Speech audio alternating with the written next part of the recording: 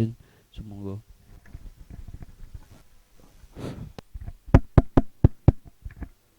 Assalamualaikum warahmatullahi wabarakatuh.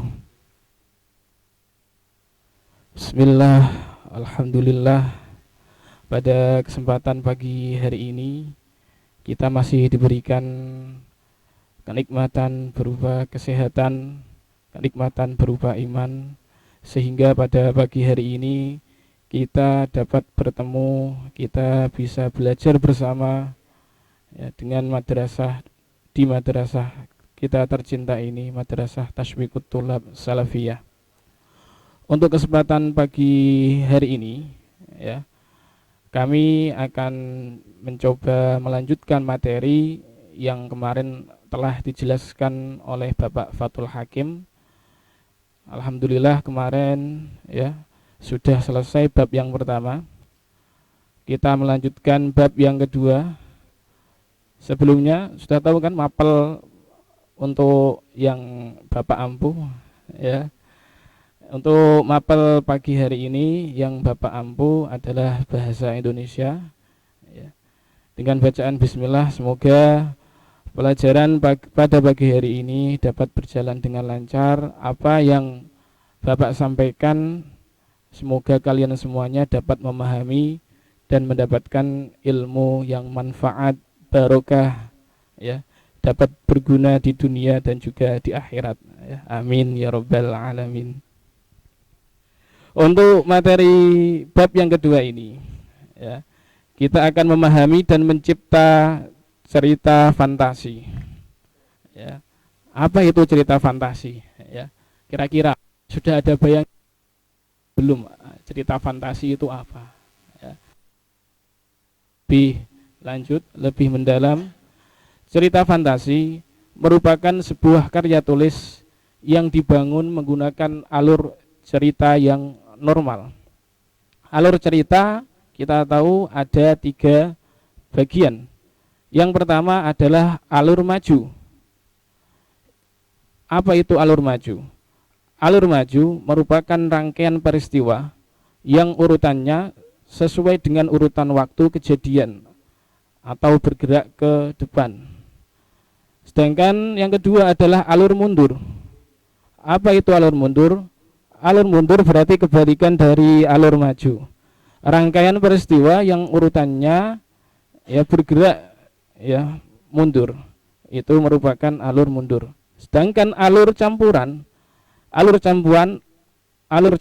adalah alur di mana antara alur maju dan alur mundur ya. Ada 2 alur ya, dinamakan alur campuran ya. Ceritanya ada alur mundur dan juga ada alur maju. Di sini cerita fantasi memiliki sifat yang imajinatif. Apa itu imajinatif ya? Yang mungkin kita bisa mengucapkan tapi tidak dapat mengetahui pengertian dari imajinatif. Imajinatif menurut Kamus Besar Bahasa Indonesia adalah menggunakan imajinasi dan khayalan semata. Sudah paham dari sampai sini ya? Sebuah karya tulis yang dibangun menggunakan alur cerita yang normal, memiliki sifat yang imajinatif dan juga khayalan semata. Di sini umumnya cerita fantasi ya, memiliki unsur-unsur dan struktur cerita fantasi seperti setting, alur, penokohan, konflik, dan ending yang dimana dibuat berlebihan dan terkesan tidak akan pernah terjadi di dunia nyata. Ya, sebelumnya penokohan, kita tahu dalam cerita tokoh itu ada 3 ya kan? Yang pertama ada protagonis, antagonis, dan juga tritagonis. Protagonis adalah tokoh utama dalam cerita. Kemudian ada antagonis ya, tokoh penentang ya, yang biasanya kita tidak menyukai ya, cerita tokoh yang menentang tokoh utama ya, sing jahat-jahat, ini namanya antagonis. Itu cerita fantasi. Selanjutnya teks cerita fantasi ini pada dasarnya termasuk ke dalam kategori teks narasi yang notabene merupakan sebuah teks karangan fiksi tidak sesuai kenyataan, ya. Karangan fiksi semata yang alur dan rangkaian peristiwa umumnya menggunakan pola sebab akibat. Meskipun teks ini termasuk dalam karangan fiksi dan bersifat khayal, namun cerita ini umumnya menceritakan perkembangan kejadian atau peristiwa yang berawal dari prolog. Prolog adalah kata pendahuluan dalam suatu cerita, hingga epilog. Apa itu epilog? Epilog adalah kata penutup, ya, dalam sebuah karangan atau cerita yang telah melalui beberapa tahapan. Yang pertama, ya, awal konflik, puncak permasalahan, dan juga penyelesaian. Ini merupakan pengertian dari, ya, cerita fantasi. Nah, apa contohnya? Ada banyak sekali contoh teks cerita fantasi dari dalam maupun luar negeri yang terkenal. Kita tahu cerita fantasi Harry Potter, ya, itu film Harry Potter itu diambil dari sebuah cerita, ya, yang bukunya sangat tebal sekali, ya. Terus contoh cerita teks fantasi dari Indonesia, misalnya cerita daerah tentang asal-usul wilayah dan sebagainya. Ya, banyak seperti asal-usul cerita Danau Toba. Itu merupakan diambil dari cerita fantasi. Selanjutnya, ya. Sama seperti cerita pada umumnya.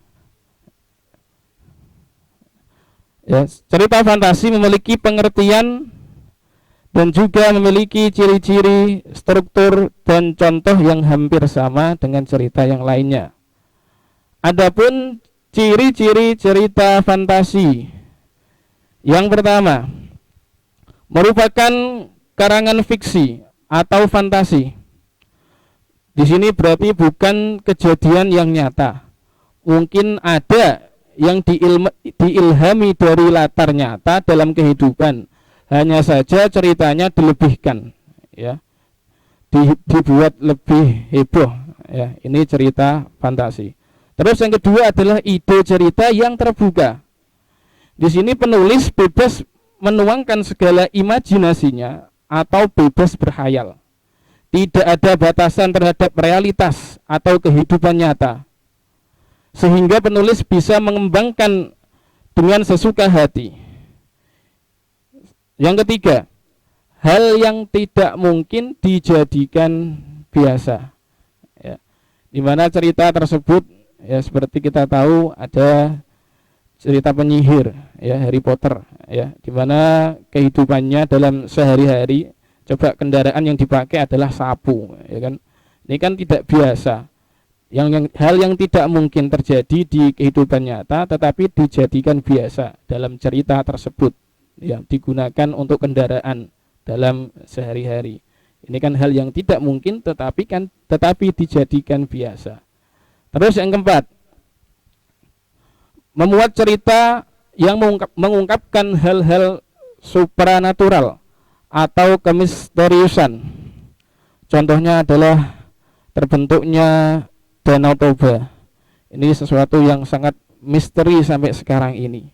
Ya, ceritanya mungkin sudah pernah kalian dengar, ya, sampai dijadikan sebuah film, ya, dijadikan sebuah film dan difilmkan dan dipertunjukkan di televisi nasional. Selanjutnya, nomor 5, temanya seputar magic, supranatural, dan futuristik. Apa itu futuristik? Futuristik adalah sesuatu yang berhubungan dengan masa depan, ya. Kita tahu ada Star Wars, ya, terus ada Terminator, ya, dalam film-filmnya, ya. Ini merupakan futuristik, ya, yang berhubungan dengan penjelajah waktu, ya, cerita-cerita yang berhubungan dengan penjelajah waktu. Ini ciri-ciri yang kelima. Terus nomor 6, keghaiban yang tidak ditemui di dunia nyata. Ada cerita Nyi Roro Kidul, ya kan.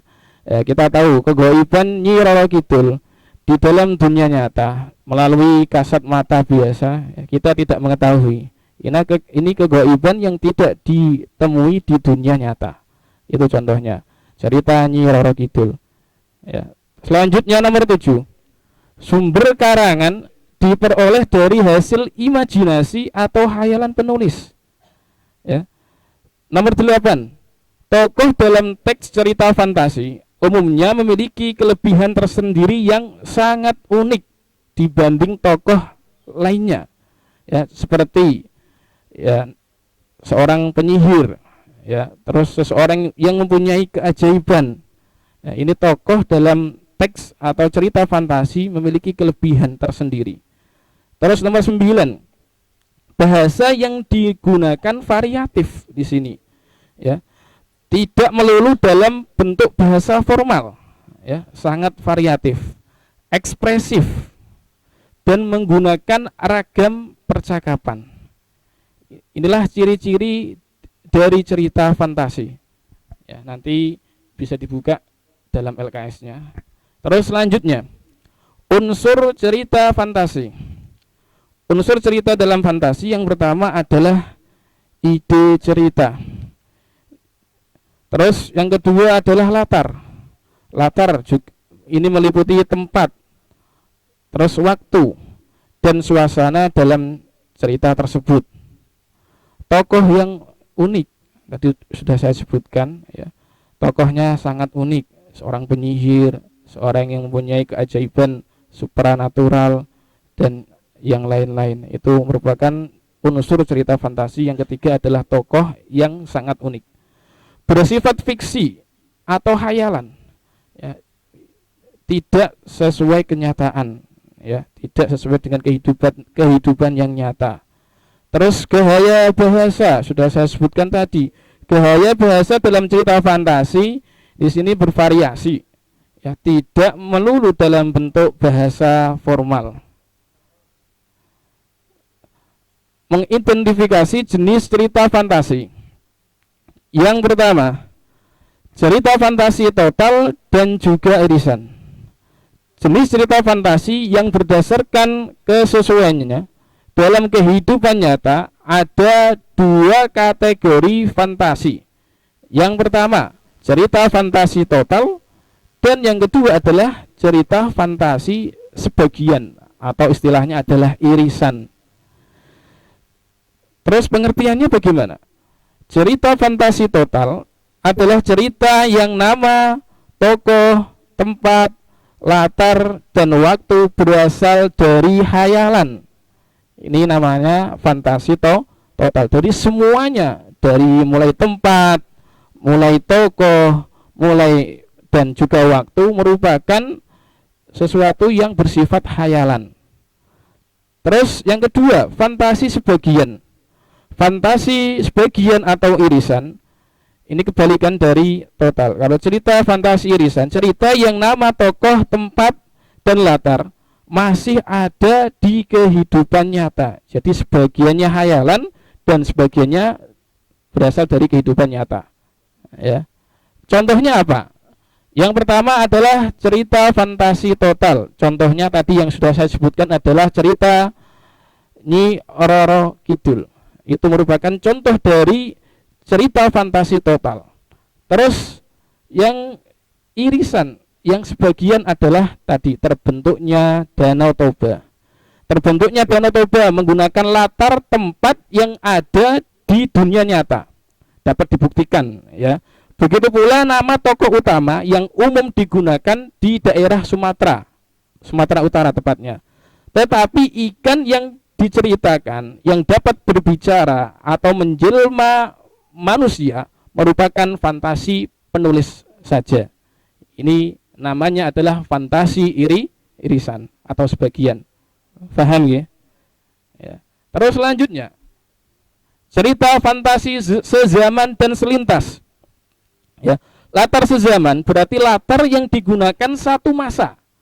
Bisa fantasi masa kini, bisa masa lampau, atau masa yang akan datang, atau istilahnya adalah futuristik. Terus latar lintas waktu yang berarti cerita fantasi. Di sini fantasi lintas waktu, ya. Lintas waktu berarti cerita fantasi yang menggunakan dua latar waktu yang berbeda. Misalnya masa kini dan juga pada masa lalu, pada zaman Belanda. Misalkan ada cerita masa kini dan zaman Belanda. Ini berarti fantasi lintas waktu, ya, waktu yang berbeda. Terus ada lagi misalkan sekarang dan waktu yang akan mendatang atau futuristik tadi. Ini namanya adalah fantasi lintas waktu. Ya. Untuk contohnya nanti bisa dilihat di buku LKS kalian atau di buku paket yang kalian pinjam dari perpustakaan, nanti dibuka, dibaca apa contoh-contoh dari cerita fantasi. Dan nanti bisa dipelajari lebih lanjut. Ya, terima kasih. Ya, terima kasih kaitannya dengan cerita fantasi ya. Tadi sudah disampaikan banyak oleh Pak Yasin. Baik anak-anak, mungkin ada yang mau ditanyakan atau mau disampaikan, bisa lewat kolom komentar atau chat langsung.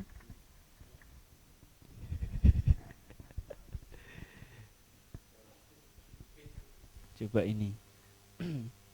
Ini ada yang tanya dari Muhammad Zidan Niam. Ending niku nopo, Pak? Ya, Terus ini sama ini sekalian. Pak, apa itu latar sezaman?